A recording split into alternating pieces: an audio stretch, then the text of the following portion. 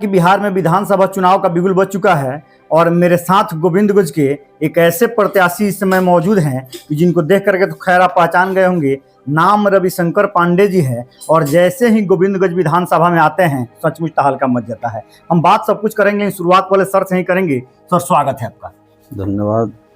आपके जो चैनल देख रहे हैं उनको भी धन्यवाद और सबको प्रणाम नमस्कार। लेकिन आपका नाम जैसे ही गोविंदगंज में आता है चारों तरफ धूम मच जाता है और चर्चा में आप छा जाते हैं। सर इसका कारण क्या है? देखिए, ये तो जो यहाँ के मतदाता, हमारे भाई बंधु, हमारे हित मित्र जो भी हैं उनका प्यार है। और चूँकि लगभग अब तो 20 साल होने वाला है जो मैं राजनीति में थोड़ा बहुत जैसे जैसे समय बीतता गया वैसे सक्रियता मेरा बढ़ता गया और काफ़ी दिनों से मैं लगा हूँ। और पीछे भी आपको पता होगा कि हमने 2010, 15, 20 में भी प्रयास किया था। तो उस समय मतलब ऐसा रहा कि हम चुनाव नहीं लड़ पाए, परिस्थिति ऐसी रहा। हमारा जो पृष्ठभूमि है कोई राजनीति घर उससे नहीं है, राजनीति बैकग्राउंड है नहीं। पॉलिटिकल बैकग्राउंड जिसका होता है उसको आसानी से वही टिकट मिल जाता है, उनको आगे जो है एक बेस बना होता है उनको मिल जाता है। हम लोग का बैकग्राउंड ऐसा नहीं है। हमारा जो है अगर देखा जाए तो हमारे घर में स्वतंत्रता सेनानी थे स्वर्गीय श्री तिलक पांडे जी। हमारे खुद जो भाई हैं वो जेपी आंदोलन में वो जेल भी गए थे, श्री जोगिंदर पांडे जी। बहुत दिन से सबको पता है, नाम से परिचित हैं। हो सकता है मैं किसी के यहाँ गया नहीं हूँ पर वैसे परिचित हैं। मैं जहाँ जा रहा हूँ तो सब जानते हैं फेस से, भाई बेशक मुलाकात हो रहा हो पहली बार, पर वैसे नाम से तो सब जानते ही जानते हैं। तो ये भी एक कारण हो सकता है। और लोग जानते हैं कि भाई साफ़ सुथरा लड़का है और कोई ऐसा तो है नहीं, ना कोई बदमाश है, ना क्रिमिनल है, ना कोई राजनीति से बैकग्राउंड से है, ना कोई भाई घोटाला से लेकर के हर तरीके के कई होते हैं ना, कहीं से कोई आरोप नहीं है। कोई आरोप नहीं है। तो एक इसका कारण है कि लोगों को साफ़ सुथरा छवि वाला और नया चेहरा चाहिए जिसमें मैं अपने आप को पेश कर पा रहा हूँ उन लोगों के सामने। ये भी एक कारण हो सकता है। सर आप दिल्ली में रहते हैं और दिल्ली में आपका अच्छा खासा बिजनेस चलता है, लेकिन उसके बाद गोविंदगंज विधानसभा से आप चुनाव लड़ने का मुंड बनाते हैं और डायरेक्टली आकर के एकदम चुनावी रण में कूद जाते हैं। देखिए, व्यवसाय तो जरूरी है। व्यवसाय जैसे पलायन का एक मुद्दा जो है हम लोग का बिहार का, तो हम भी एक पलायन के ही रूप में जो हम गए थे दिल्ली। और व्यवसाय जरूरी है। अगर व्यवसाय से आज हम मतलब थोड़ा मजबूत नहीं हुए होते तो शायद हम एक कल्पना सोच भी नहीं सकते थे कि हम भी थोड़ा बहुत राजनीति में मतलब आएँ। तो एक ये भी कारण हो सकता है। व्यवसाय तो मेरा दिल्ली में है, इसमें कोई नो डाउट। बाकी क्षेत्र में तो आना जाना मेरा रेगुलर रहता ही रहता है, वो सबको पता है।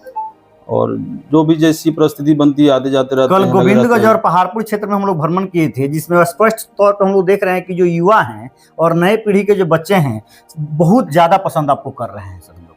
अब आप देख लीजिए, मुझे ऐसा लग रहा है कि डेली 8-10 बैठकें तो ऑलमोस्ट होता ही होता है। उसकी संख्या 20 से लेकर के 50 की संख्या में अनमम होती है।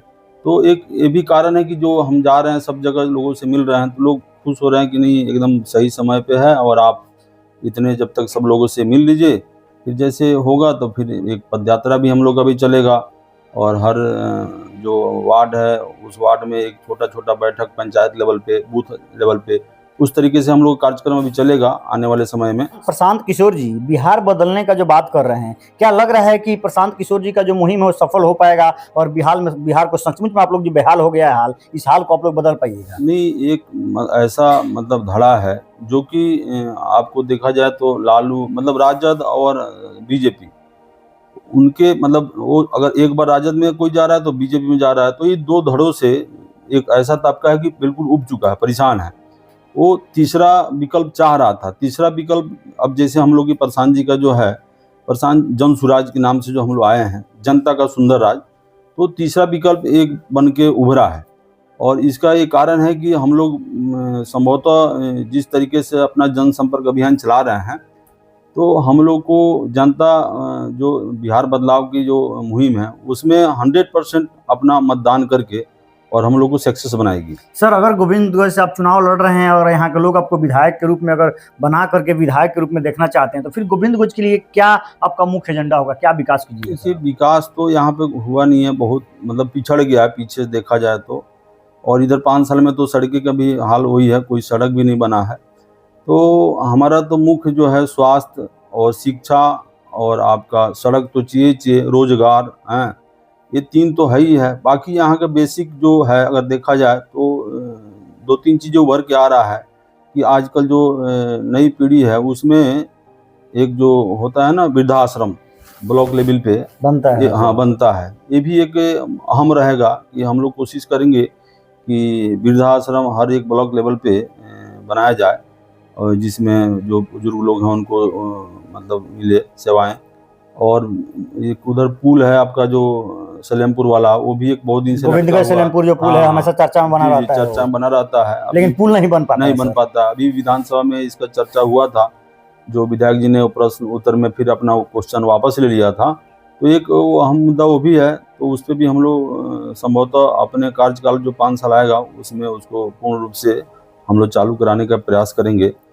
और जो स्वास्थ्य मतलब मेन पलायन रुकना चाहिए यहाँ पे, चाहे शिक्षा के रूप में पलायन हो, रोजगार के रूप में पलायन हो, स्वास्थ्य के रूप में पलायन हो, तो इन सब चीज़ों को लेकर के हम लोग उतरे हैं कि इसको रोकना है। अच्छा, जो अभी हम लोग को जो करना है, जैसे 5 काम हम लोगों ने संकल्प लिया है कि जैसे जौन स्वराज का सरकार बनेगा तो 5 काम तुरंत हो जाएगा। कौन कौन सा काम हम जानना चाहेंगे? 5 में जैसे मान लीजिए जो माताएं बहनें जो बुजुर्ग हो गए हैं 60 साल का, उनको जो अभी 400 रुपये का जो पेंशन मिल रहा है वो हम लोग का है कि उसको 2000 कर दिया जाए। प्रत्येक व्यक्ति को जिसको 400 मिलता है उसको 2000 उसको 2000 किया जाए। और जो मतलब माताएं बहनें हैं जो उनको रोजगार के लिए जो चाहिए, तो अभी 30% में ऑलमोस्ट जो मिलता है वो हम लोग 4% में, हम लोग की प्रयास है कि 4% में वो दिया जाए ऋण के नाम पे, ताकि वो रोजगार और सक्षम हो जाएंगे। तीसरा आपका जैसे बच्चों की पढ़ाई है, तो अभी तो जर्जर अवस्था में यहाँ पे शिक्षा, तो स्कूल नहीं है अभी उस लायक सक्षम। तो हम लोगों ने सोचा है कि प्राइवेट स्कूल जितने हैं अभी, तो हम लोग जो लोग अपने बच्चों को नहीं पढ़ा पाते हैं, फीस नहीं दे पाते हैं, तो उनके लिए पढ़ाई उसी प्राइवेट स्कूल में किया जाएगा और उसका जो फी होगा वो सरकार पे करेगी।